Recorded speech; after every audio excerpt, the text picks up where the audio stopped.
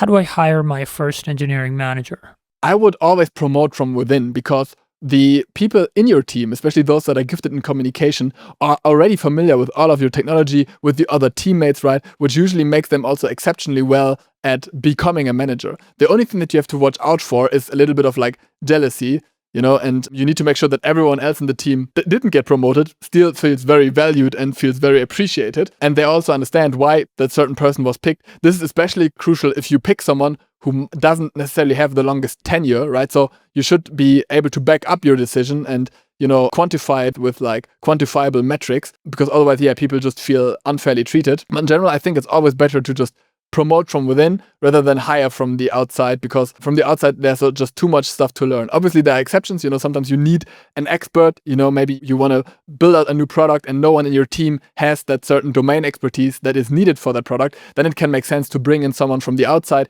who has that domain expertise, who can then train your team and teach your team. But in general, promote from the inside, because it just also makes your company overall better in terms of culture. Because if people have those opportunities to grow, then they, put in more work and they love to work at your company, because they know, okay, hey, years down the line, I'm going to make more money because I have the ability to grow into new positions here. Especially in the engineering world, there is this phenomenon where the overall churn rate is very high and people only stay with a company, I think like 1.5 years or something like that on average, because there's no way to grow inside of the company. So the only way that they can get raises is by just hopping from company to company. And then, people get the old developers from the other company, and it's really just a big cycle.